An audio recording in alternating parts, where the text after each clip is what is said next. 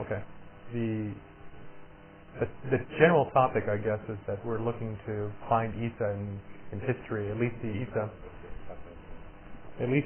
that we know in Quran and that Allah has told us about. Is that close enough? Or close enough? Get it right here.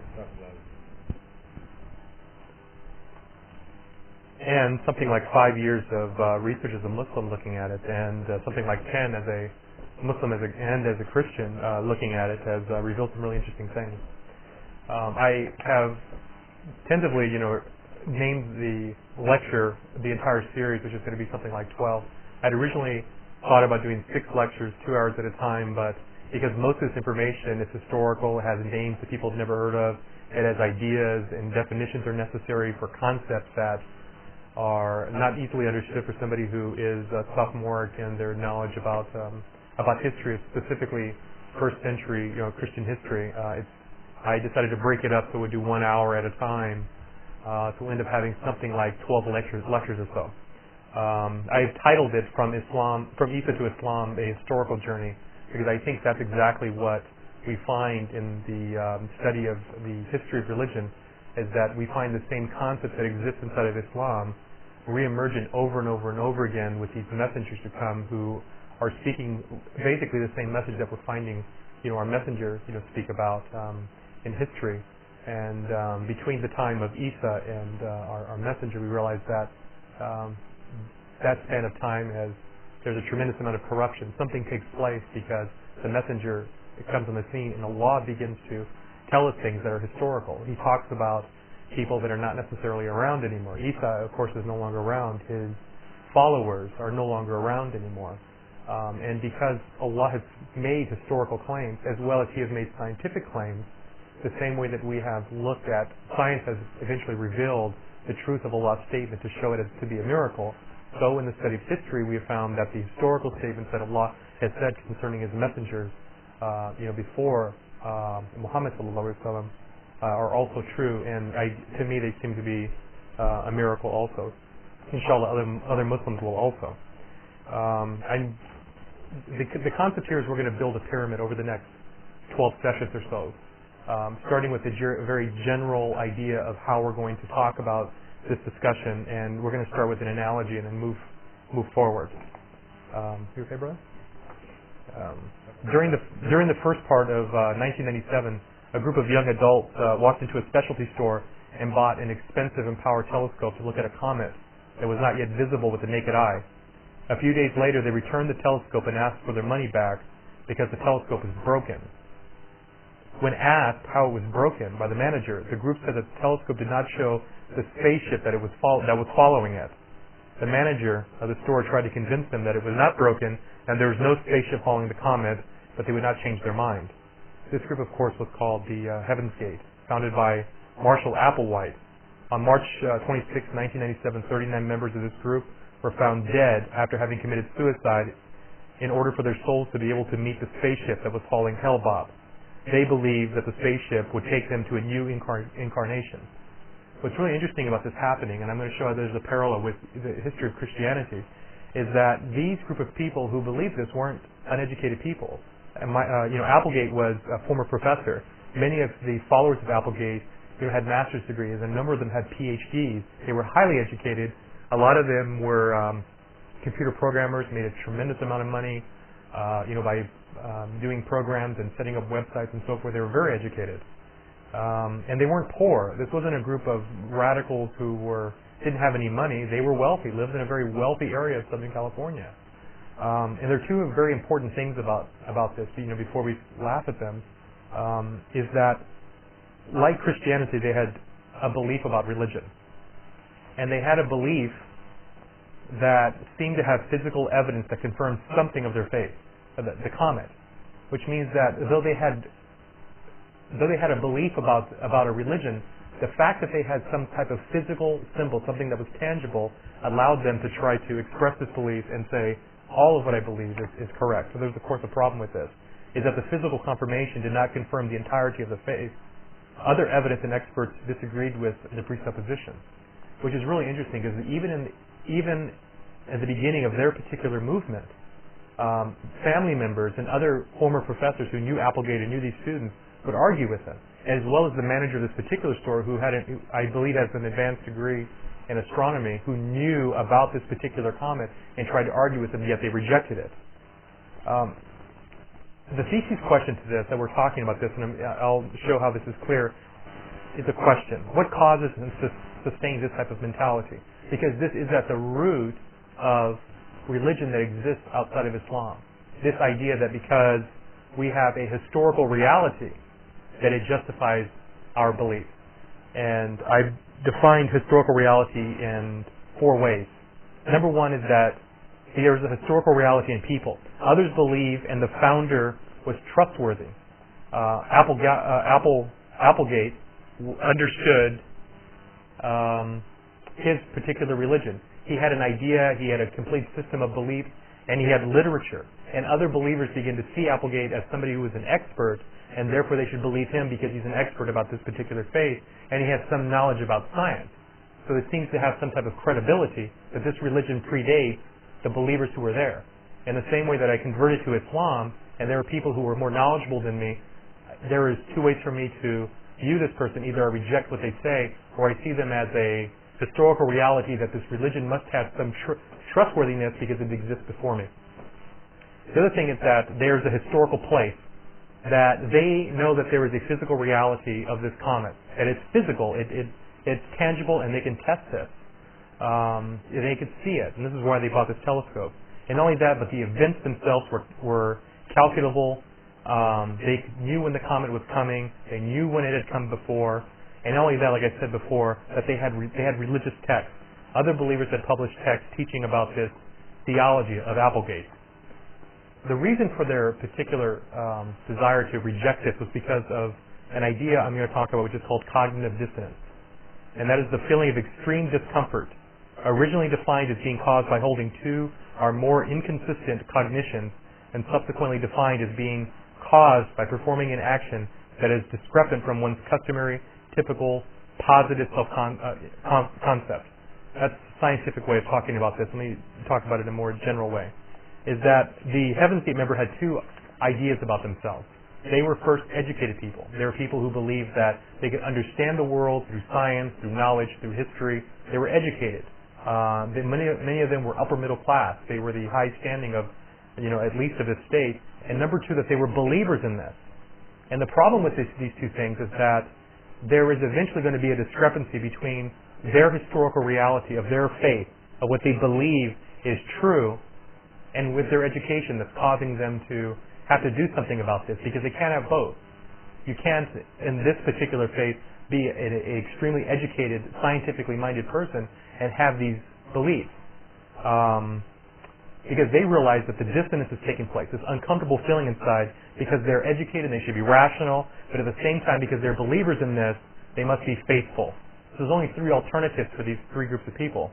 1 is to change the position that's causing this discrepancy, which means they either reject knowledge and they say, I believe because I'm having some feeling, or they can justify their behavior by changing one of their cognitions, or they can attempt to justify it.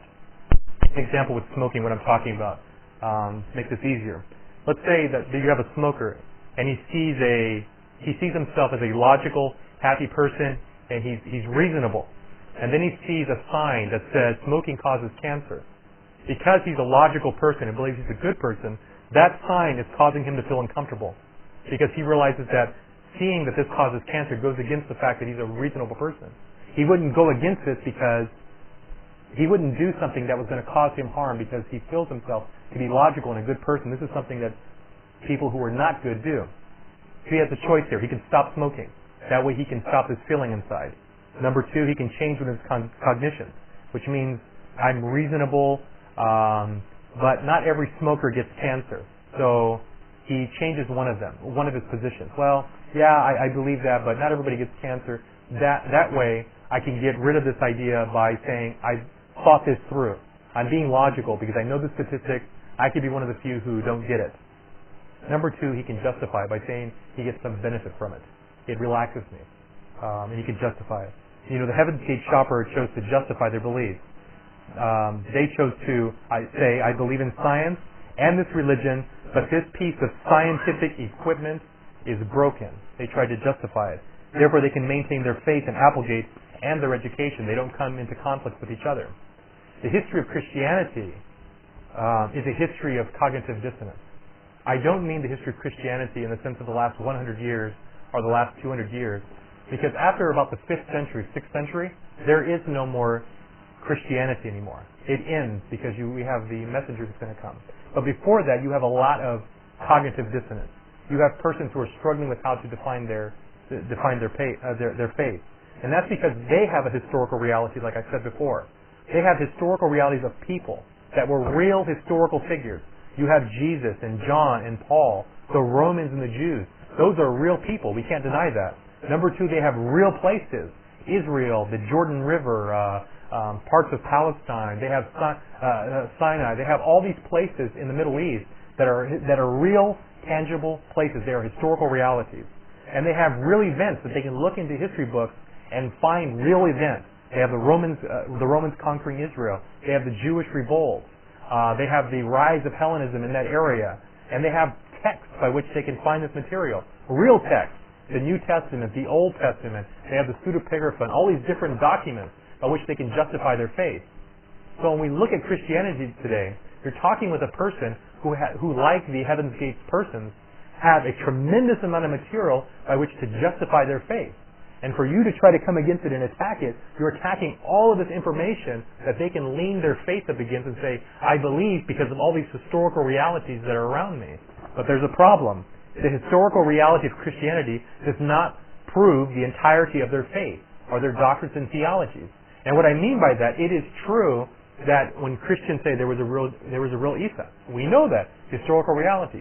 There were these people called the Romans. There were these people called the Jews, the Pharisees, the Sadducees.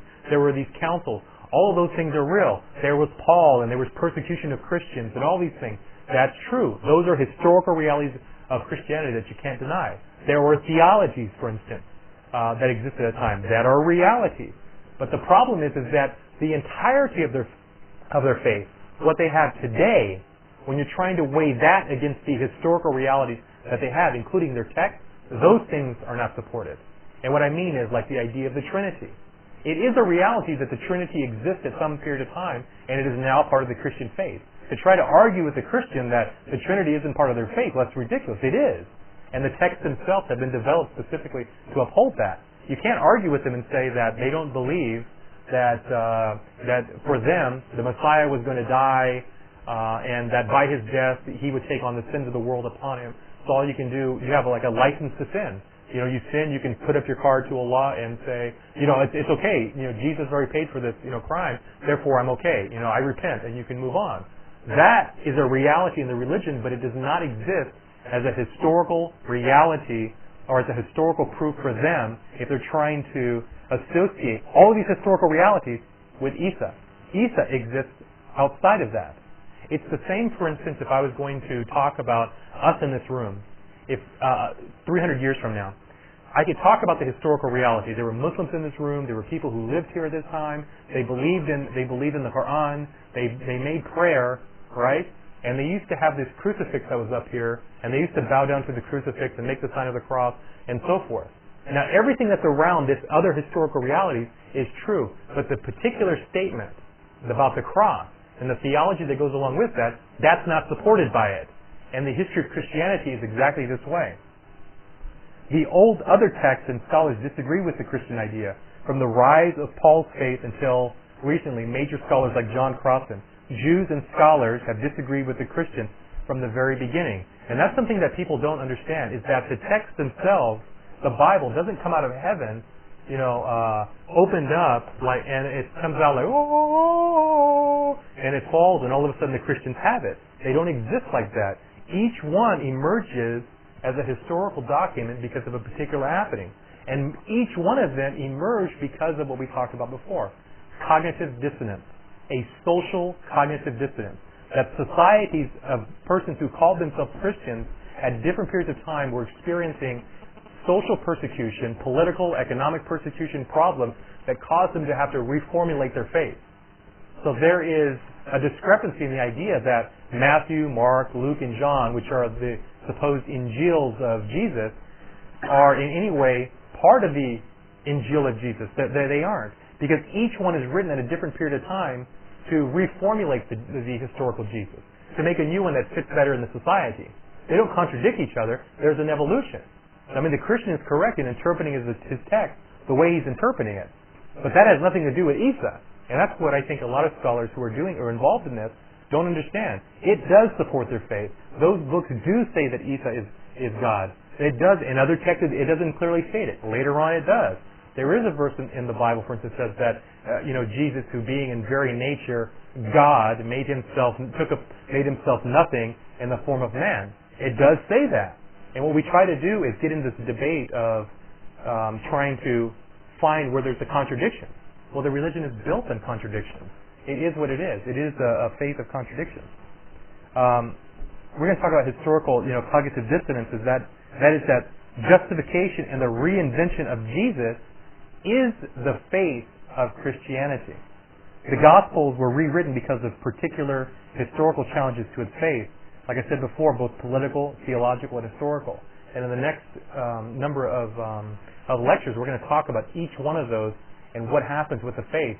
Because when we begin to look at them as historical happenings, the development of this literature, what we find is the movement of Isa going one way, and the religion of Paul and the Christians going the exact opposite way.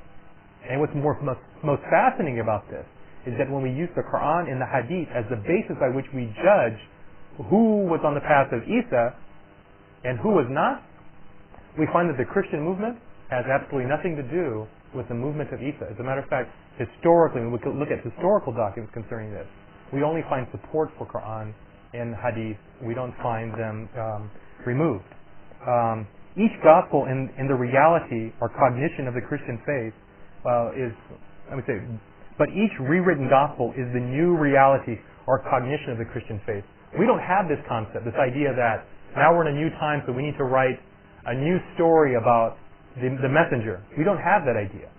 But we impose our particular realities about our religion on other populations. Right, it's wrong, it seems silly. But Christians have done that. And what I mean is that for each new generation, a new Jesus has emerged symbolically. And it's clearly seen in the development of the gospel text because each Jesus becomes new. Each Isa is brand new. We don't have that in the religion. And I believe that our religion is developed specifically to deal with that problem, to remove it. Because even Allah tells us throughout the Quran that it was by their own hand that they began to write. It was the fact that they begin to look at their own priests and their rabbis and they begin to worship them. How? Because they're making a reinvention, a new Jesus for each generation. And each reinvention of this new Jesus moves them further and further away from the historical Jesus, the historical Isa, which only exists in one place, in Quran and Hadith. It doesn't exist inside of the Christian scriptures. The entire faith of Christianity is built on justification. Each level of Christianity from each century, we can see that. We see it because that we see it in words like schisms and revolts and councils. And I think that's something that Muslims are amiss when they're beginning to look at Christianity, is that if you look closely at Christianity does a wonderful job of covering over its own movement, its own evolution away from the original faith, and at the same time covers up over those persons who are trying to get away from that reinvention of Jesus, of rewriting him. And they do that by classifying persons who rebelled against this changing idea of Jesus, who he was, by classifying them as persons who are involved in schisms, or they're involved in sects, S-E-C-T-S. And this is done in councils. The Council of Nicaea, the Council of Chalcedon. This is where you have a minority group of Christian scholars who are telling the majority how they're going to believe, not only about Isa, but about salvation, about Allah, and these things. They are conscious that it's moving away from the historical reality of what really happened during the time of Isa. There's bloody fights that take place in history. We're going to talk about them between persons who are trying to stop this inside of the Christian faith, who are even though that they've evolved away from the religion of Isa, many times in these, quote, schisms the Catholic Church calls them, these are groups of people who are rebelling, trying to go back to the original religion. In the same sense that you find somebody like Muhammad Wahab, who is trying to take the Muslims who are moving away from their faith and turn them back to the originals of their faith. Now, we can see that as one of two things. We can see this as somebody who's trying to reform it. He becomes a reformer, or we can see that person as who's involved in a schism, trying to take us back to something primitive. When in reality, what Isa is talking about historically is much more full. It's full of justice and integrity and an idea that is closer to Islam than any other religion. What takes place in Christianity, by the time we get to the 5th and 6th century, is going to look much more like the Persian religions and the religions of Mesopotamia than anything else. And we're going to look at that also and watch how that happens. What do I believe about Islam's place in this? Is that, like I said before, we're the holders of the truth of the religion. That Allah says things that are historical that we can test. That we can go back into history and we find them to be true. It doesn't mean that because I don't find something that's historical about what Allah says, or I can't prove it, that I reject it. Because I know it's true. I'm just waiting for the evidence to come. But the fact that there is evidence about certain things that Allah says, especially about the Christians, or the followers of Isa, I should say better, I can test those and we can find them. What's interesting about this testing is that most of this wasn't known 30 or 40 years ago. Recently, me and Khalid, the Imam from Ming, were looking at the unabridged Ibn Kathir and looking at early commentaries, trying to find out what early scholars in Islam had said concerning these people, the Sabians, the Nasara. Who are these people? And where are they? Because they are historical people.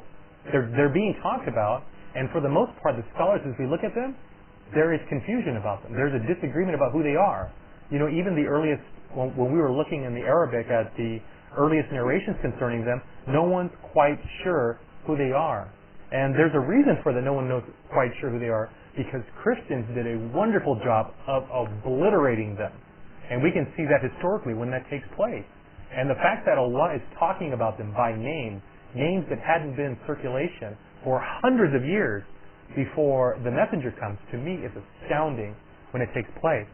I was asked a couple of times by some Muslims who were local about how I felt about saying things that other earlier scholars hadn't said about Isa, and I have to reply that if they had this information, they would use it. Because I've heard stories, for instance, about some of the great imams who would give a hadith, and when they heard something that contradicted these hadiths, is this right, Imam Malik? Is that who heard another hadith and then said, forget what I've said. That's the that's. So in that sense, I think that if you have a reality, a truth, that any scholar in their right mind, who's on the right path, even 10 years ago, if they had this information, which they didn't, they would have said the same thing.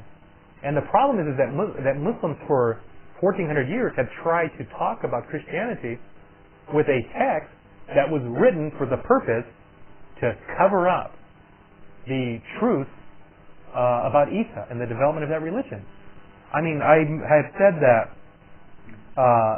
that what you're looking at when you look at the New Testament is similar to, if you're debating about it, let's say we had a book of hadith that were all fabricated in it. And you had somebody who says, I believe in these fabrications, right? And then the Muslim to come and knowing that these are fabricated, and then opening it up and trying to find contradictions in it. Oh, this one contradicts that one, and that one contradicts this one. But here's some truth in this one right here. You see that? That proves Islam. But it's irrelevant. It's a book full of lies that were never written to represent the reality, the historical reality of what the messenger said. It doesn't represent it. It doesn't represent that. And that's what I think Muslims have missed for 1,400 years. I know it's a big statement, but it's true. And I spent the last 5 years, knocking my head over this, why they're doing this, because they didn't know. And there's a reason why they didn't know.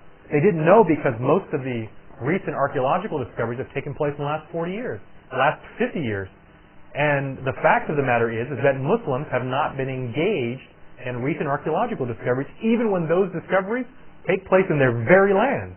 We don't have the languages, we don't have the historical ability, we don't have the archaeological ability. So when they're discovered there, for instance, primary is a group of scrolls called the Nag Hammadi collection that was found in Egypt, was found by a Muslim man, a Muslim boy actually, who was looking for like dried camel dung or dried pieces of things in in the sand so that they could build a fire with. And he kicks around some sand. True story. Here are all these pots, these old clay pots. He opens it up. It's full of these things that look like old wood. It's scrolls, some of the oldest scrolls in the world ever discovered, concerning Christianity. He takes them home, and his mother starts throwing them in the fire to feed the fire so she can make bread. It's possible that the Injil, Allahu Alam, the Injil could have been burned in there, the writings of Isa. And what we have inside of that collection is a historical collection of books, of manuscripts that trace the evolution of Christian theology, the oldest being the Gospel of Thomas. I'm not saying the Gospel of Thomas can be validated. It's because the Gospel of Thomas is structured in a way that you don't have narration, in the sense that you don't have stories like, and Jesus was walking along the river, and while he was on the river, he said, and then quote. It's absence of that, and all you have is, and Isa said, and Isa said, and Isa said, and these sayings. And what's really startling about this is that they are in the same form as the hadith of our messenger, how we've collected them. The same way they're collected. Now the problem is that though there are sayings in there that are obviously not at the time of Isa, there are things not that are in there, but that are not in there that are very important.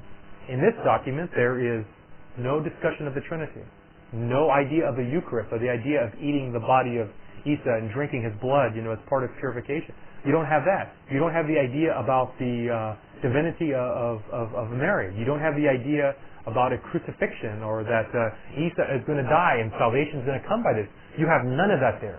Instead, you have Isa talking about the kingdom of God that's going to be both inside of you and outside of you. What's really interesting is when we look at the language, the Coptic language, he's talking about twofold submission of the self and submission of the land. A physical submission of the body and the physical submission of the land to the laws that he wants to uphold in the area. That's startling. The only problem is that they're unlike hadith, where we have a clear science of the transmission of isnad. We can judge them. It doesn't exist inside of these texts, so we can't validate them in the same sense we can with hadith. But we can look at them as a historical document by which we can trace the movement of Christian theology and even maybe reconstruct it as a whole in the first century. I feel like it's a great obligation, I think, to Muslims to dispel the lies about Isa, because up until now, the reality is, whether Muslims like it or not, the best scholars in Christianity are Christians.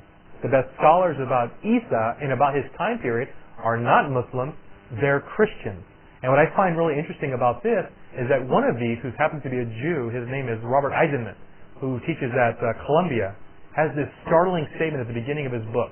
Big, bold letters. He says, I can't quote him directly, he says, "It is amazing to me that Muslims weren't the first to pick up these documents and use them because it supports the religion of their messenger, Muhammad." That's by a Jew who's saying that, who's an atheist, who doesn't believe in Islam, but is looking at modern discovery and saying, where are the Muslims at? Well, we know what happened with the Muslims. They have put their head in a hole, and they decided to utilize the gospel text as a historical reality, painting the true reality of the people who existed inside these texts, and they don't. And that's unfortunate, because we're still looking at Bible contradictions rather than looking at history and archaeology.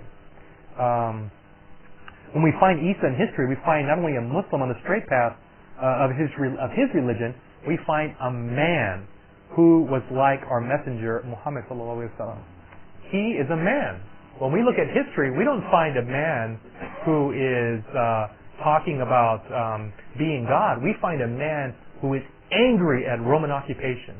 The Romans who want to Hellenize, or the better word today would be modernize the religion, because it doesn't coincide with the religion of the Romans. The Romans who say, you know what, Yahweh, your God, we know he's intangible, and you worship the Creator, and you worship the God of Abraham, but listen, Zeus is also our Creator. He's also the big God. So therefore Zeus is going to be Yahweh, Yahweh is going to be Zeus. That way we can all just get along. We'll have the consolidation of religions, and the most radical of the Jews, and let me not say the most radical, the Jews who knew stood against it. And the Jews who were afraid of the oppression of the Romans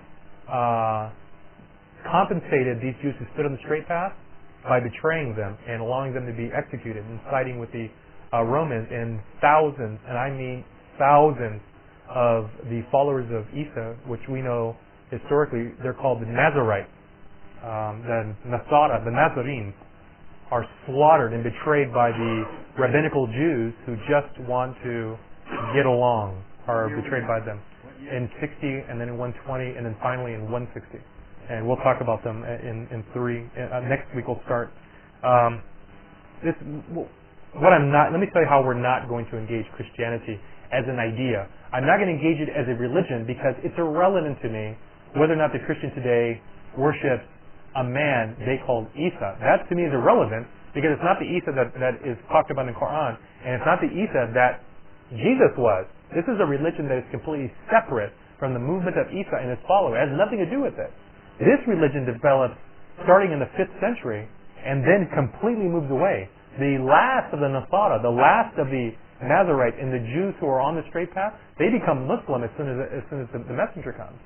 And they're so are Nazareans and Unitarian Christians, are these terms interchangeable? No, they're not, because Unitarians also are a group of people, and we'll talk about this I think in the 3rd lecture, are descendants of a movement called the Arians that are basically obliterated. By the 4th century, they don't even exist anymore as a political movement. And again, what we find with Unitarians is breakout groups, which Christians call schisms, groups of people who see that what they believe about in their Bible does not coincide with the historical reality of Isa, and therefore they've tried to revolt against it and have been squashed by those who were in political power at that time, who are going to be the descendants of the Roman religion, which we're going to find that there's a separation between Paul's movement, which is nice and safe inside of Rome, while the movement of Isa, who were the Nasara, the Nazarenes, they're involved in a jihad against the Romans, and they win. They win because they set up an state, a Jewish state, founded on Torah, and reject the compromising Jews, and they stand for decades before their own people. I don't want to give too much away. We'll talk about that. But you notice in the Quran that Allah SWT speaks in a condemnatory fashion about An-Nasara. So yes. Is he just using the word also for the descendants 5 centuries later who had thoroughly corrupted the religion? Yes, because after they win the state, there's a power vacuum that takes place. In the same way that after the jihad inside of Afghanistan, the minute that they finish fighting the Russians, they're fighting each other for who's going to be in political control. That's what happens. And I believe that the primary reason for that takes place, and this is only my opinion, is because the two main leaders are not around. First, Isa isn't around, and the second, the person who is the next in charge of the Nasara, who is James, actually his name in Hebrew, that's a corruption of the name, his name is Yaqub. And they call him Yaqub well no, I don't want to say that yet because I think way too much too. They call him Yaqub. He is executed by the Jews, the Hellenized Jews. They execute him by throwing him off of the temple because he won't basically bow a knee to Rome. He refuses to pay taxes. He's a Muslim, and if you want to find a Muslim like him, you're going to have to go to the times of jihad and find somebody who is both upholding his religion, who's pious, and who's fighting an occupier. That's where you're going to have to look to find somebody like Isa or Yaqub. Anyways, I'm not going to be involved in Bible contradictions. I mean, it's already understood. Like I said before, it's like a book of fabrications. I'm not going to get involved with trying to prove to somebody that, for instance, the collection of hadith by the Shia, that most of these right here, if not all of them, are a bunch of lies because they propagate an idea that is absolutely contrary to Islam. I don't have time for this. I'm not going to go through each one. I could just say that you're on the wrong path. If you want to find the message of Islam, you can't go and try to find a movement that developed out of rebellion. You're going to have to look earlier than that and find the first generations. You have to look at the beginning of Islam to find Islam. In the same way with the Christians, I'm not going to be involved in going through each one of their entire Bibles to find contradictions when the entire book is a contradiction. And if it contains thousands of verses, I don't have any time for this. You need to reject it as a whole and say it has nothing to do with Isa. You can see this clearly, like if you look at the red letter editions of like the New Testament, where you have all of the words of Isa in their New Testament in red. So you can see here's the teachings of Isa, which is equivalent to our Hadith. That's how we have to look at it. The only difference between what the Gospel has and the Hadith is you have somebody who's editing it. for very political reasons, and we're going to see that later, where they're going through because some hadith are pretty radical. So you have somebody who comes later who takes the hadith, opens it up, and starts to make stories around it. Stories that make the addition of these hadith invalidate the principles by which they were originally told were given to uphold. Let me give you an example of that in the New Testament. New Testament, there was something called the Beatitudes. I think everyone's heard them. It says, "Blessed are the meek, for they shall inherit the kingdom of heaven. Blessed are the poor. Blessed are these." And this is really interesting because the way it comes out in the Gospels out of the mouth of Isa is that Isa is saying this to a bunch of passive religion, that the religion is for the poor, it's for the person who's, doesn't wash his face or something, who's always slouching over, the poor guy, right? But that's not what happened, because what you have is a group of Christians who are coming later and playing on the words. The words meek and poor inside of the Aramaic language isn't translated that. It's translated Nasara, or it can even be translated as Ebionite, or it can be, let's just, I don't want to, again, we'll talk about it next time. It's translated Nasara. He's talking about the Ebionites. And the Ebionites show up in the Quran, though it's not under the name Ebionites or Nasara. It shows up as another name that scholars are kind of confused on. But when we look at how the Christians have changed the words, we find two groups of people. The Nasara, who are the followers of Isa, and another group, the Sabians, who are going to have the same root and are going to split in some ways. We'll talk about it later. Another thing is that how we're not going to engage Christianity is not with debating about does their book support their faith. Their book does support their faith. It does, because their faith is based on contradictions and re-editing and cognitive dissonance like we talk about, and that's what that book is full of. It's built that way. They know it's that way, because when you look at the history of the development of their theology isn't settled until like the 1500s, before you have the settlement of how is salvation. As a matter of fact, the idea of deifying Isa, which is to believe that Isa is Allah, doesn't happen until the 4th century, and that doesn't take place except by warfare. And in the same way that Muslims are sometimes angry, like the brother was talking a little earlier, who open up the text and begin to read and say, aha, here it is. You said that you can kill Christians and Jews. That must be each individual Christian and Jews. You guys are a bunch of terrorists. In the same way, what Muslims are not doing is recognizing that the New Testament also has a translation that allows abrogation and different ideas inside of it that allow for the contradiction. Now, granted, this book has nothing to do with the religion of Isa, like I've said over and over and over again. But nevertheless, it is part of their faith. It's what they believe. The best thing that can take place between the Christian and the Muslim is for the Christian to understand that if he has a desire to love Isa and to find him and be on the way of Isa, he has to come to Islam, because we have the truth concerning that. How we're going to engage in this topic as we begin to move on is, first of all, to realize that cognitive dissonance will cause them to justify their faith. First of all, no matter what you say to them, if they have come to argue with you, they didn't come to concede anything. I remember about 4 years ago when we went, me and another brother went to a Bible college and seminary in Portland, Oregon, and they invited us to dialogue or debate about Islam. They didn't invite us there because they wanted to hear truth. They wanted to invite us there to argue, which for me is a waste of my time if I spend a tremendous amount of time preparing myself to answer them when they didn't come to hear what I had to say about their religion or about Islam. They came only to fight. So I have an advice for persons who are involved in dawah, in this sense, in debating. Save your breath. It's not worth it. You can't guide them. Only Allah can guide them. And if they haven't come to hear but the debate, they didn't come to hear at all. And I'm not going to be involved in that. If there are persons who want to do that, have long, drawn-out dialogues with people to see if they come around, that's fine. I'm not interested in it.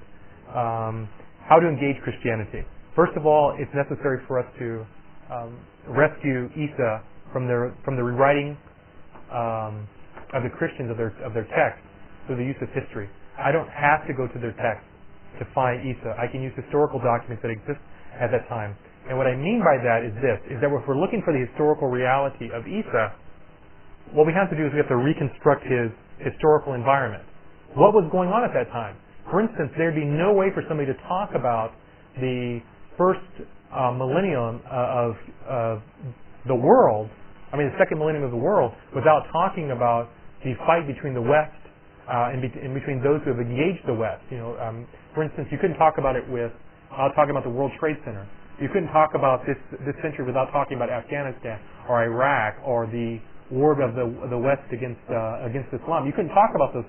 You couldn't talk about history without talking about those things. In the same way, when we look at the first century, there are things that you cannot exclude if you're going to talk about that period. Primarily is the books that are written at that time. Christians and Muslims that I've met have this idea that the only thing that they can look at that time is the Gospels. Like somehow writing begins at that time. And the reality is that the group of people who lived at that time, the Christians, most of them were the most uneducated population of people that this planet has never known. There was no middle class. You were either part of the merchant, elite, or part of the aristocracy, or you were impoverished, and you spoke an impoverished language, Aramaic, one or the other. And you have to talk about that, the social classes that existed at that time, if you want to talk about this. Not only that, but you have to talk about the archaeology at that time. You have to talk about who was there, how long were there, where were their buildings at, what were these symbols for, what were these statues for, because all of that, it sheds light on what's taking place during this time. You have to talk about historical sociology. What was the social structure of the people at that time? For instance, you couldn't talk about Islam during the time of the messenger and then talk about how people used to walk around and hug the women. Muslims would hug the women. Hey, how you doing? Picking up on them, going out on dates. That's not a historical reality that took place during the first generation. You can't say it. You have to talk about the historical reality of how people dealt with each other. For instance, let me give you an example. Is this idea of Isa in the Gospels being able to in the Gospel he walks wherever he wants. He's just kind of casually walking. He's talking. He's sitting down. He's having these long lectures about peace and freedom and giving you're given to Caesar what is Caesar's, given to God what is God's. That's absurd. The Messianism, or the desire to remove Greek philosophy and to remove the Romans from occupation, had been going on for decades. And the Romans were in the habit of executing by crucifixion by the thousands. They would line their roads with this. There was, it was an ugly time. There were assassins, the Fakati at this time, who were Jews, who if you were pro-Roman, they would cut your neck. They weren't going to shake your hands and say, let's talk about your theology. What do you believe? Let's go have some coffee. Hey, we'll agree to disagree. No, they killed those people who disagreed. And somebody like Isa, as represented in the gospel text, he wouldn't have made it 2 days spouting off, give unto Caesar what is Caesar's, and give unto God what is God's. He'd have been executed not only by the most radical, the Sakati, but he would have been executed by his own community. Because the Gospels himself at least get one thing right. He was a Nazarite. Not from Nazareth. He was a Nazarite. He was a person who, we would translate that Islam. He was submitted to the Torah. He was submitted to the laws of Moses. No one in their right mind who did that, who basically went to the wilderness, like Yahya and the rest of his group, to prepare themselves both spiritually and physically for jihad against the Romans, would sit around and talking about give taxes to Rome. It would have been an oxymoron. It's an impossibility. Can't do it. So we have to talk about historical sociology. What was taking place at that time? How was the historical structure? Number 4 is the literature of the time. You've got to know the literature of the time because the Gospels are not the only text. The Romans did an extensive amount of writing. They kept records of not only of political happenings around their world, but they also kept literature and poetry and philosophy and dialogues and debates and letters and just a whole slew of information. And by taking that information and comparing with all these other things, we begin to develop a historical reality. But the foundation of that, if we base it on Quran and Hadith, what we find is that as we develop this historical reality of the time of Isa, we begin to find that what Allah is saying is a miracle because it begins to reconstruct something that no one knew for hundreds of years before the messenger and not until 50 years ago. That's a miracle, I think. Well, let me tell you what my purpose is not. My purpose is not to prove the Christian wrong. They're fully capable of doing that themselves. I don't have to engage in that, right? It's not up to me to show them that they contradict themselves. They're very aware that they do it, and that's why they continue to justify themselves. The minute that they say, but it's all over, they're engaged in a form of justification that this is irrelevant.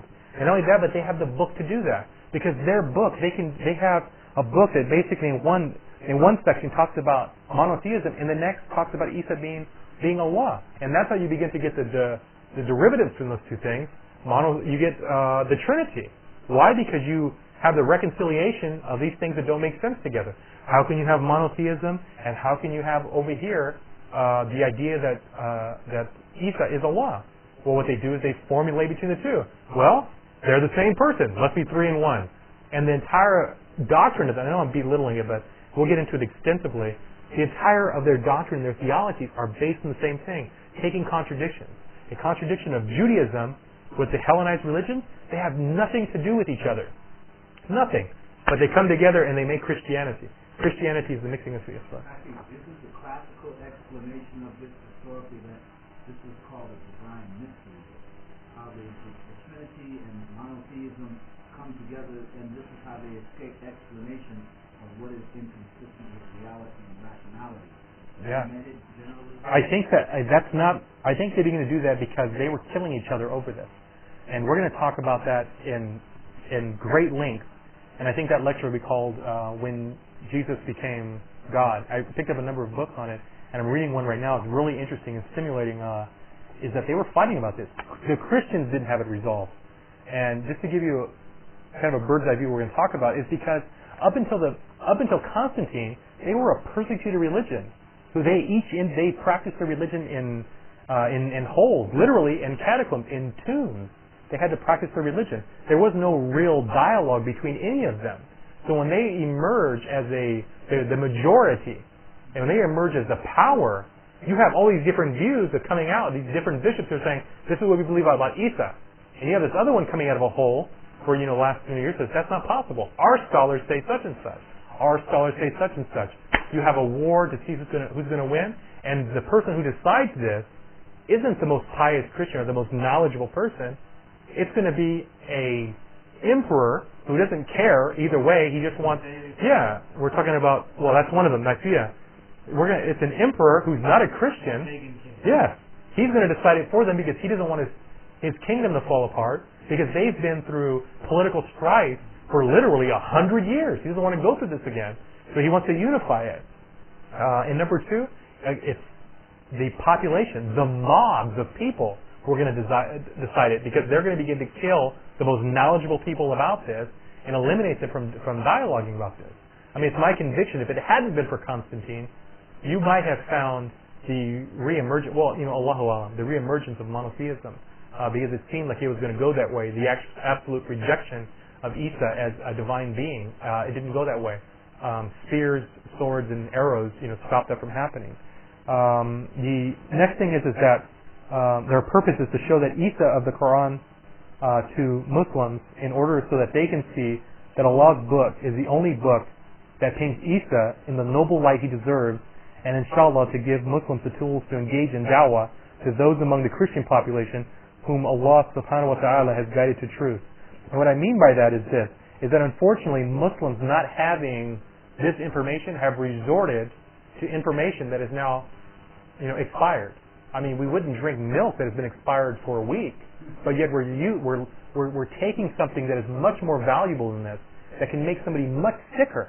We're talking about truth and eternity, and using something that's been outdated for 50 years. And the Christians know this because, I guess I could call him, he's somewhat of a friend. He stays in contact with me, a guy I know named, who's in Trinity Evangelicals, he's in seminary in Chicago. One of the most, pristine and, highly sought after degree is this Master's of Divinity that's there.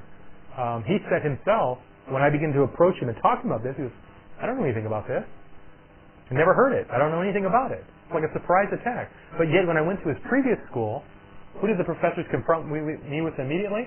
He says, yeah, I've read, Ahmed Didat. I've read Jamal Badawi. I've read those guys. He's prepared.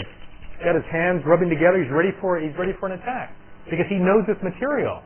But yet this modern material is easier to leave it alone. Why? Because Christians themselves are struggling with it.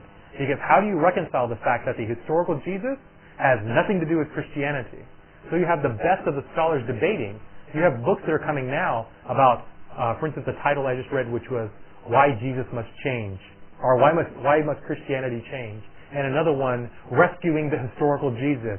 And you have all these books that are coming out recently by Christian scholars who are trying to save their faith because they realize the extent of this material, what it's going to cause. Like that email I sent you? Yeah, that's the basic thing. They're trying to have 5,000 members. Yeah. Searching for the historical Jesus. Yes. They're trying to obfuscate all this information we have versus Yes. And last but not least, the life and times of Isa and the Nazarites, or as Allah has called them, the Nasara. It's really interesting because I didn't know this when I read it. It took a Jewish scholar to point it out to me. I hadn't seen it before.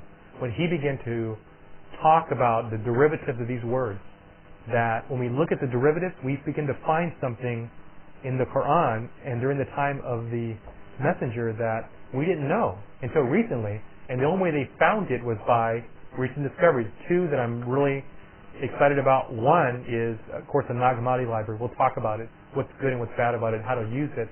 And the second is the Qumran documents, the Dead Sea Scrolls. And for a while, the Jews had kept the Dead Sea Scrolls hidden. No one was allowed to see it except for the Jews, even though it's community property. It was discovered in an area that wasn't occupied by anybody at the time. I mean, it should be everybody. It should be world property. They're historical documents. They should be open. Now they're all released because one of these guys that I'm talking about, who is Robert Eisenman, basically forced it to happen. I have some books. I'll bring the most pertinent information on it. One is very interesting, and I'll talk about this and we'll talk about it later. Two things. One is, it has been wondered how come these particular books haven't been passed down. There's a lot of them.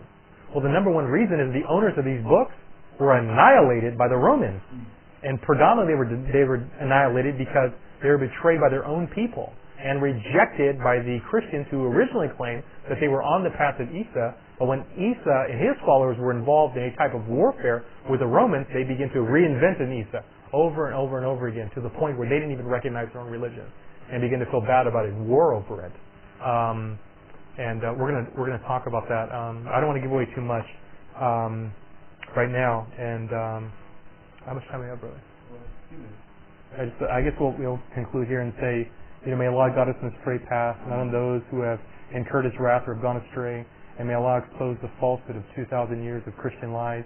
And may Allah strengthen us against these lies with Iman and Taqwa. So, brother, the next lecture is in 2 weeks, right? I was going to do it next week. No, every week. Next week, the next, inshallah, the next week we're going to talk about... just one more time, I might have already asked this, but we hear this word Nasara. And Yeah. I've heard other people saying before, these are not Nasara. These Christians we see today don't say they're Nasara. All right, and yet in Quran, Allah does not speak about the Nasara as Muslims. He speaks about them as people who said that Isa is Allah and that Allah is one of three. He condemns the Nasara in the Quran. So I guess what you're saying is, there were the original Christians were called Nasara, but when they were wiped out and the sellouts took over and corrupted the religion, Allah nevertheless still refers to those people as Nasara. Because there's an evolution, like I said, up until about the 5th century, right before the messenger comes, they're still worrying about this. You still have re-emerging groups who are saying, one is a guy I like to Paul the Semite. Let me say, are we recording? Every decade, I don't know if I go that far, but after every so long, you have a new group of Christians who are coming up saying, this isn't right. You have to reject that.